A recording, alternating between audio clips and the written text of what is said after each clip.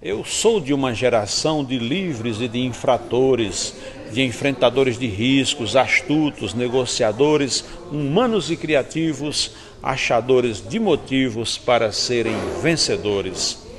Tive algumas privações, porém muita liberdade, e não me perdi no meio de tanta modernidade, nem de tanto compromisso, e só estou dizendo isso para não morrer de saudade.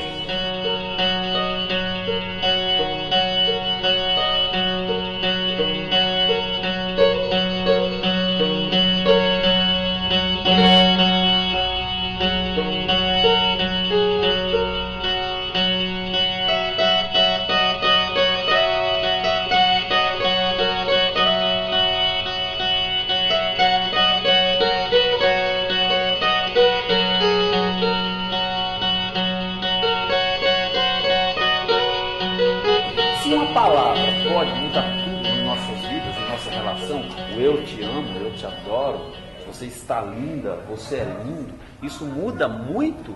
Imagine um livro, o quanto ele não muda na vida de um ser humano. E aí, pensando nisso, nós pegamos esse projeto, sentar em frente a uma estante de livros, pega o livro, puxa o livro, lê uma poesia, e aí você incentiva essa cultura, esse hábito, e também você cria a questão de divulgar o autor, porque tem tanta gente boa, não são só os que morreram, né? Você tem o Manuel Bandeira, que eu admiro, adoro o Manuel Bandeira, Vinícius, mas nós temos o Moreira, nós temos Nibrizante, nós temos Sérgio Vaz e tantos outros, Pezão, tantos poetas bons que estão aí vivos, que merecem ser lembrados, lidos, né? Vamos incentivar isso. E com esse intuito foi criado um passeio no Mundo Livro, contemplado pela Prefeitura de São Paulo, que vai trazer aqui para o céu alguns encontros. O primeiro, a inauguração é com o Moreira, e esse projeto tem um orgulho, uma alegria muito grande de receber vocês aqui hoje. Então, muito obrigado pela presença e espero que vocês gostem do papo que a gente vai bater com o Moreira da Copiara, que vai falar melhor do que eu de cordel, melhor do que eu, vai falar da sua obra e dele mesmo. Muito bem-vindo, Moreira da Copiara. Palmas para o Moreira da Copiara. Moreira, eu lembro-me muito bem, eu fui criado também no sertão, e a gente vai na feira, e aí tem aquele cara com ele tem ali uma particularidade, ele é muito habilidoso na hora de recitar, e aí ele está recitando, né, ali na feira, e aí faz aquela roda de gente ali de volta dele, aquelas feiras, e aí o pai da criança, né, para catucar a criança, nós falamos de catucar, que é mexer com ela, desafiar, fala assim: duvido tu lê um verso, poesia, romance, né, com RU, que essa coisa de falar cordel muito, os literatos colocaram um pouco cordel e tal, mas antes dessa classificação, né, dessa rotulagem, existe essa coisa do cara falar poesia com PU, verso, né? Livrinho de feira, folheto, folheto, não é folheto, essa coisa bonita, não é folheto, é um folheto. Aí o menino dizia assim, o pai dizia: duvido tu ler, eu vou comprar para tu para ver se tu sabe ler. E aí existe esse desafio, e a criança também via aquele cara habilidoso, ela queria ser como ele. E levava, eu me lembro, levava para o sítio, e na luz do candeeiro o moleque recitava o verso ali. Daí, muito bem colocado, daí a importância que o cordel teve como auxiliar no processo de letramento. Muita gente aprendeu a ler lendo cordel, inclusive eu, ou para ler cordel por causa dessa influência. Né? Uma troca, né? Uma troca muito grande. Aquele rapaz lê muito bonito, você tem que ler igual. Eu consigo, meu pai, olha aqui. E aí, uma dessas coisas que eu lembro os mais velhos desafiarem, também achar a coisa mais linda, é Coco Verde e Melancia. É um cordel clássico do José Camilo de Melo, que morreu em 1964, mas deixou vários clássicos, mas eu considero dois. É o Coco Verde e Melancia e o Pavão Misterioso, o maior clássico da literatura de cordel. O Coco Verde e Melancia trata de um romance... de dois jovens que não podiam, que eram filhos de famílias inimigas, não podiam se identificar. Aí eu vou chamar você de Coco Verde e você me chama de Melancia. Aí eles conseguiam se comunicar, né? E é uma trama maravilhosa. Falando de amor, eu vou botar a Moreira numa trempe. Para quem não sabe o que é trempe, né? Trempe é um negócio que é como se fosse uma grelha aqui para churrasco. A trempe é São 3 pedras. É, 3 pedras. Mas lá no Nordeste vai ter uma trempe de ferro, que é umas bocas, que você bota no fogão de lenha, que tem 3 buracos assim, né? Ou 2, que você bota a panela, uma trempe de ferro. Vou botar o Moreira numa trempe, ou melhor, numa encruzilhada, e pedir que a gente fala do coco verde de melancia, que é amor, o Moreira recitar aqui um cordel, que eu acho um primor, um negócio bom demais, eu vou falar nordestino que nem eu sou, que é o Mercedes tomando banho. Como é que é a história desse cordel, antes de você declamar ele pra gente? Esse poema nasceu da seguinte forma: quando eu era jovem lá no interior do Ceará, morando na fazenda, tinha uma família e a gente jogava bola juntos, brincávamos, e tinha as meninas que brincavam por ali, e tinha Mercedes, que deveria ter uns 13 anos, e eu já tinha uns 17 para 18, e ela gostava de cantar, de andar na garupa do meu cavalo, da bicicleta, mas tudo muito naturalmente. Aí eu vim para São Paulo, né? Fiquei aqui 6 anos. Quando lá voltei, estava lá em Acopiara e senti vontade de ir lá no sítio onde eu cresci, e peguei uma espingarda um dia e um bisaco e uns anzóis e fui até o açude dar uns tiros nas marrecas e pescar uma traíra. Eu sei que quando eu acabei de rodear a parede do açude, está Mercedes, agora com 17 para 18 anos, a coisa mais linda do mundo, tomando banho. E ela se exibia toda, virava assim para o sol, virava para o outro lado, se abaixava. Aí eu fiquei uns minutos ali, Galdino, no exercício da contemplação,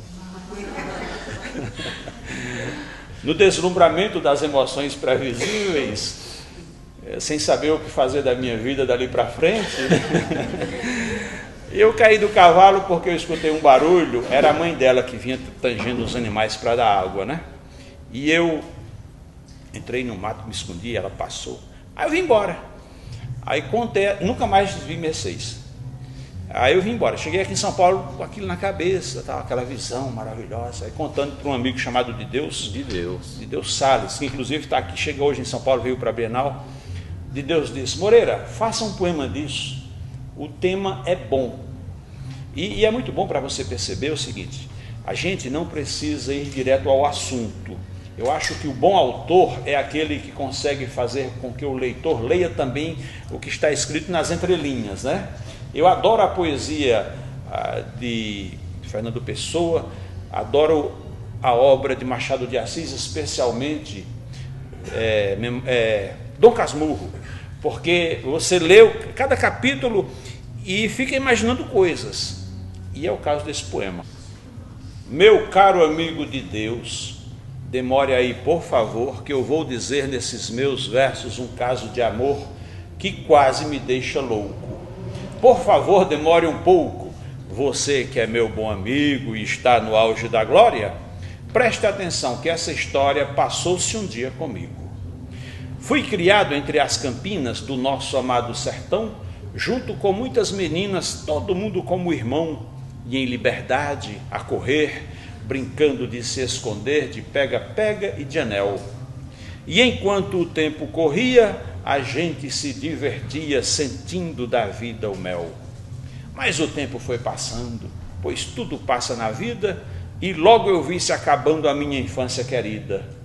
Depois que eu fiquei maior, buscando sempre o melhor, me mudei para uma cidade. Muitas meninas mudaram, mas daquelas que ficaram, Mercedes deixou mais saudade. Era a menina mais linda no tempo da meninice, e eu me recordo ainda de coisas que ela me disse. Juntos nós fomos criados, nossos pais eram bem dados e todos gostavam dela desde quando ela nasceu, mas depois que ela cresceu, ficou jeitosa e mais bela. Com 6 anos na cidade, eu resolvi passear e fui matar a saudade que eu tinha do meu lugar. Fui lá para passar um mês e nem pensava em Mercedes, tanto tempo já fazia. Sei que enquanto eu passeava pelo sertão, nem sonhava me encontrar com ela um dia. E nesses passeios meus eu inventei de pescar, de jogar bola, de Deus, ir a festas e caçar. pois esses divertimentos eram, para mim, momentos de muita felicidade. Vivi grandes emoções longe das badalações que a gente vê na cidade. E eu, voltando certa vez de uma dessas andadas, me deparei com Mercês numa das encruzilhadas que tinham no meu caminho. Vinha cansado, sozinho, rodeando um açude. Vinha andando, flagrei Mercês se banhando. Quis não olhar, mas não pude. Já era de tardezinha, o sol ia descambando, estava Mercês nuazinha, alegre se ensaboando. E enquanto se ensaboava, descontraída, cantava por força da natureza, e eu me pus a refletir: como é que pode existir alguém com tanta beleza?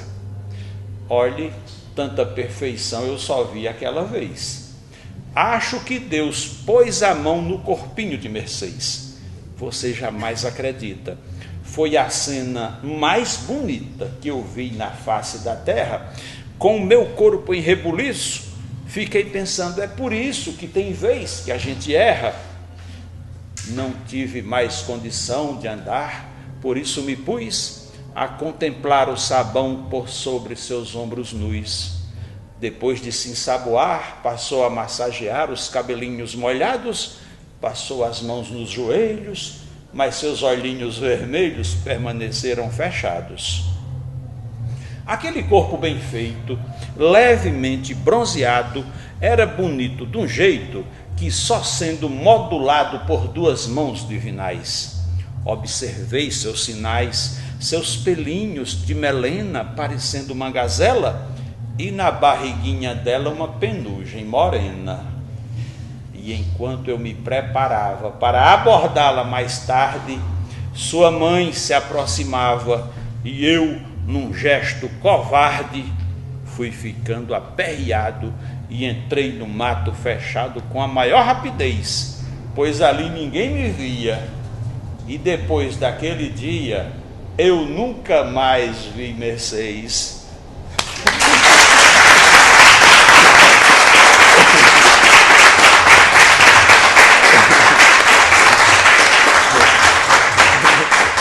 Interessante é que esses dias eu vi Mercês. Foi assim, me chamaram lá em Vitória do Espírito Santo, na Universidade Federal, para fazer um recital no auditório. E o professor que me convidou pediu que eu lá chegasse um dia antes, né? E ele andou comigo pelas rádios, ou pela redação de um jornal, e a televisão local inseriu no telejornal do meio-dia uma matéria com um evento que aconteceria à noite, era um evento grande, com vários artistas, e apareceu minha cara rapidamente assim, e também no jornal. E a família tinha se mudado para Vitória, mas Vitória é grande, né? E é comum, depois das apresentações, a gente senta assim, vende uns livros, autografa, né? Aí, quando eu dei fé, Mercês na minha frente, assim, com o livro, aí ela disse assim: Moreira Júnior, eu sou a Mercês, você se lembra de mim? E como lembro, né? Aí eu falei, aí eu disse que me lembrava dela. Cordel também é amor. Moreira, além de amor, que nós vimos aí que você fala de amor, da sua infância, além de amor, quais os outros temas que você trata nos seus cordéis? Quem te influenciou? Olha que eu estou fazendo uma pergunta bem grande, com um bocado de coisa dentro, porque aí, se você quiser, eu repito de novo, fica assim: além do amor, quais outros temas você trata, além do amor, outros temas sociais? Quem te influenciou e o que você leu aí para te trazer essa carga, além também do que você viveu ali na sua infância, com os seus familiares? Muito bem. Todos os temas que você possa imaginar, Galdino, ou já foram cantados no cordel ou poderão ser cantados. Escrever é muito fácil, juntar palavras, né? Rimar e metrificar é relativamente fácil, eu aprendi muito cedo, né? Eu para eu escrever um poema, eu preciso de um tema. Se eu quisesse, eu faria um poema todos os dias, mas não ia adiantar muito, que seria apenas um amontoado de rimas, versos bem metrificados, mas e o conteúdo? Porque o mais importante, não só no cordel, na poesia, em qualquer texto, é o conteúdo, é o enredo. Não adianta nada um poema bem formatadozinho, bem metrificado, bem rimado, se não tiver conteúdo, não adianta. Para escrever, eu escrevo rimado e metrificado. Mas para ler, eu adoro a poesia do Mário Quintana, já falei do Fernando Pessoa, mas tem Adélia Prado, Manuel de Barros, Manuel Bandeira, que eu adoro também. E eu li muito Carlos Drummond de Andrade, esses que eu acabei de falar, mas eu li muito também Machado de Assis, Graciliano Ramos e, especialmente, Patativa do Assaré, que foi o melhor poeta nordestino de todos os tempos, a meu ver. E sempre lendo muito cordel.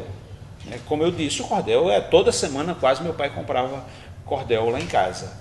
E continuo lendo esses autores, porque muitas vezes eu não arrisco ler um autor novo, porque eu não sei se eu vou gostar.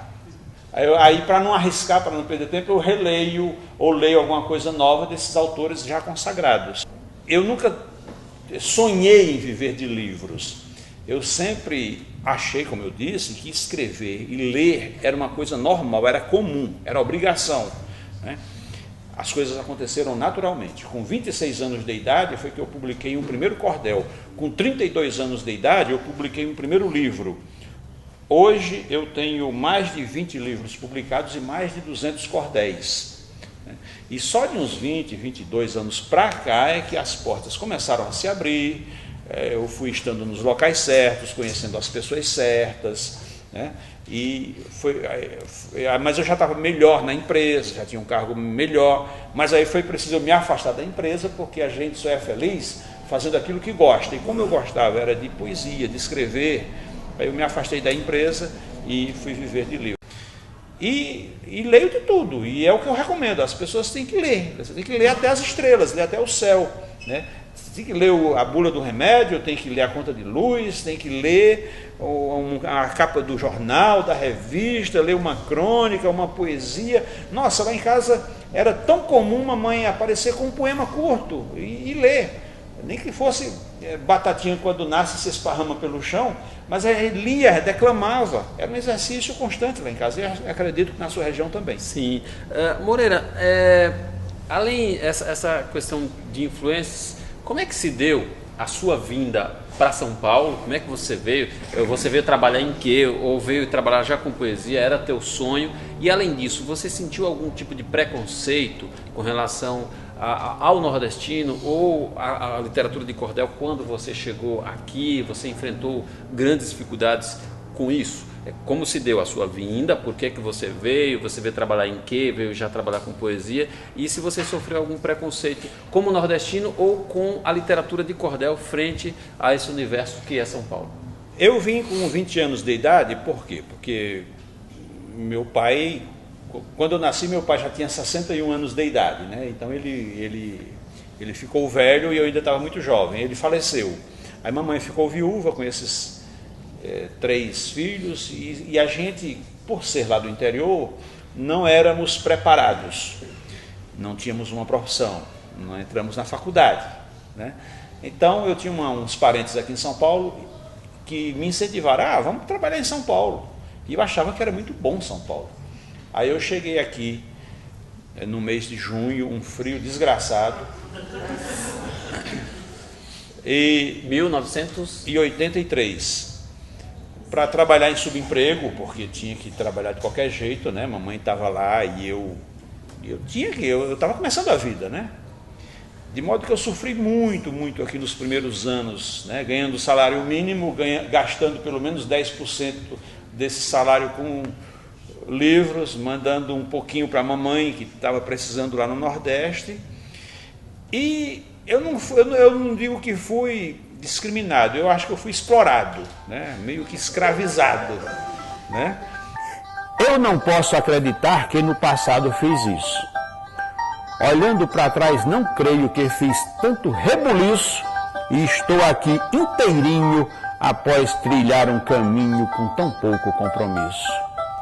Eu não andava de carro com cinto de segurança, muito menos com airbag, e ainda tinha confiança para viajar de carona e até na mais feia zona provar minha liderança. Andei descalço na lama, bebi água de torneira e brinquei na terra quente, exposto a chuva e poeira. E em carro de rolimã eu parecia uma rã num tronco de bananeira. Saía de casa cedo, sem ter hora para voltar. Minha mãe sofria sem poder me localizar e aflita passava o dia, até porque não havia telefone celular. Não sei como não morri, nem como venci meus medos. Andava de bicicleta entre pedras e arvoredos, decorava tabuada e era uma luta danada para construir meus brinquedos. No São João soltava bombas e achava isso um colosso. Brincava de cabra cega, cospe fogo e cai no poço, pulava muro de escola e, escutando radiola, fazia grande alvoroço. Dormia em cama patente, estudei caligrafia, usei quichute, usei conga e fiz datilografia. Lia a revista O Cruzeiro e escutava no terreiro meu pai dizendo poesia. Fui um menino danado, de atitudes deprimentes. Levei topadas e quedas, quebrei ossos, quebrei dentes, mas nunca busquei culpados. Esses tristes resultados eram somente incidentes. Tive brigas e esmurrei meninos da minha idade. Fui esmurrado também, e na mesma intensidade. Ainda assim não morri. Pelo contrário, aprendi a dar valor à amizade. Eu subia em pé de coco com objetos cortantes, me empanturrava de doces, bebia refrigerantes, tomava banho de açude e zombava da saúde convivendo com fumantes. Apanhei frutas no pé, comi e não me dei mal. Nunca senti sequer uma contaminação fatal. Fui teimoso, fui omisso, não morri por causa disso, nem sei se isso era normal. Comia queijo de coalho com goiabada cascão.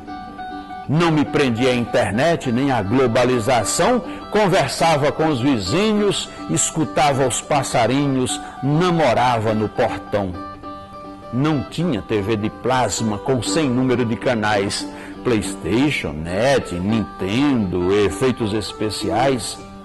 Vivi exposto a perigos, porém conquistei amigos até hoje essenciais.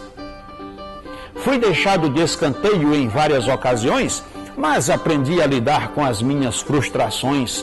Meu pai foi homem notável e me tornou responsável por essas e outras ações. Andava horas debaixo de sol forte e céu azul. Não havia McDonald's, shopping center, Red Bull, tênis de marca, importado, estresse, shopping, enlatado, Habib's nem Zona Sul. E o cordel hoje, Moreira, como é que você vê o cordel, o suporte para o cordel, né? Porque nós viemos de uma época, de uma história onde o cordel ele era vendido em feiras, em um suporte, um folheto com um papel simples, papel jornal, muito barato e acessível, para as pessoas, muito mais barato e acessível do que um livro convencional, né? Um processo mais simples, estilogravura, aquele processo de impressão através de uma matriz de madeira. E hoje, como é que você vê o cordel com os suportes atuais, as tecnologias atuais? O cordel avançou, continua bem? Porque existem as lendas, né, que o rádio vai acabar depois da televisão, o livro vai acabar depois do e-book, e muita coisa. Existe realmente a concorrência do shopping center com a leitura, o shopping center, a leitura com a balada. Como é que você vê hoje o cordel nesse meio, na escola? Como é que você enxerga o papel, a importância, essa coisa do suporte do cordel? Você que já teve livros, que tem livros que não estão no suporte original de cordel, né? Os seus livros, eu tenho poesia sua em CD, poesia sua em livros grandes. Inclusive eu tenho dois exemplos. Dois né? exemplos. Olha aqui. Medo, aqui na verdade tem 12 cordéis aqui dentro, só sobre o tema medo, né? Um livro para criança. E aqui, esse livro aqui, ele inicialmente foi publicado em formato de folheto. Depois a dona dessa editora me chamou lá e disse, olha, eu vou dar mais uns temas aí, para você ampliar esse texto, para a gente publicar em formato de livro, um papel legal, um papel melhor, né? Colorido, capa colorida. Aí deixou de ser cordel? Não deixou, porque o que caracteriza o cordel não é o modo como ele é apresentado, e sim o modo como ele é escrito. Se meu cachorro pensasse na certa imaginaria, se o ser humano abrandasse o coração algum dia, entenderia a razão de minha indignação e viria em meu socorro. Ora, se um sujeito é mau caráter, bate o pé e logo diz, é um cachorro. Mas quando é homem bonito, logo é chamado de gato. É por isso que me irrito e acho o ser humano ingrato. Se corro atrás de uma bola, o homem se descontrola e acha estranho ou engraçado. Mas futebol, o que é? Correr com bola no pé é algo civilizado? Se pensasse, o meu cachorro depressa concluiria. Como, brinco, bebo, corro, durmo muito, todo dia. O homem, por outro lado, sempre apressado, cansado, às vezes com depressão, luta muito, se atormenta e ao anoitecer comenta que teve um dia de cão. Sou, por acaso, um sortudo, pois se desejo um biscoito e o meu dono está sisudo, faço uma cara de afoito, resmungo e sou atendido. Mas percebo entristecido as muitas dificuldades de outros cães que não têm nome e vivem passando fome em muitas localidades. Meu cão pensaria mais se ele pudesse pensar. O homem diz e não faz, eu faço sem avisar.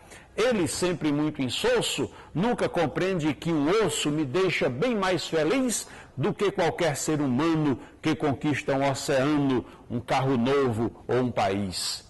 Se meu cachorro pudesse pensar do jeito que eu penso, pensaria, esse estresse que você sente, eu dispenso.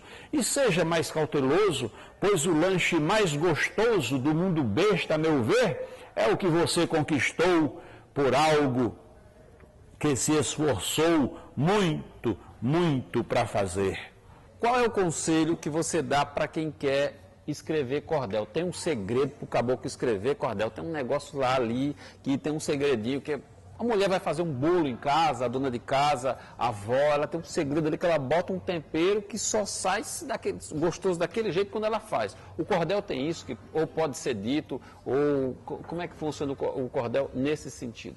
Claudino, na verdade não é só no cordel, é em qualquer coisa que você vai fazer. Você tem que ter paixão, tem que gostar daquilo que faz. Se você escolher ser professor, você tem que estudar muito, tem que ler muito, tem que se dedicar àquilo que você faz. Se você escolheu ser cinegrafista, a mesma coisa. Se você escolheu ser jogador de futebol, você tem que se dedicar, se exercitar muito. E se você quer ser escritor, você tem que ler muito, escrever muito, né? No meu caso, do cordel, o que eu fui fazer? Fui ler os grandes mestres do cordel, suas histórias, desde os precursores até os poetas da atualidade, né? Como surgiu o cordel, como chegou ao Brasil na cabeça do colonizador, os principais temas, os macetes de rima, de metrificação, e estudar muito, ler muito. Eu já fiz 40 anos de modo muito comum, depois fiz 41 sem enfrentar desenganos, agora já faço planos concretos para depois que eu fizer 42 conquistar mais benefícios, superando os sacrifícios que a natureza me impôs. Se só se vive uma vez, eu vivo alegre o agora, porque sei que não demora completo 43. 2, 3 vezes por mês vou ao cinema, ao teatro, Não brigo, não idolatro, que é para não me desgastar, e porque quero chegar feliz aos 44. Massa.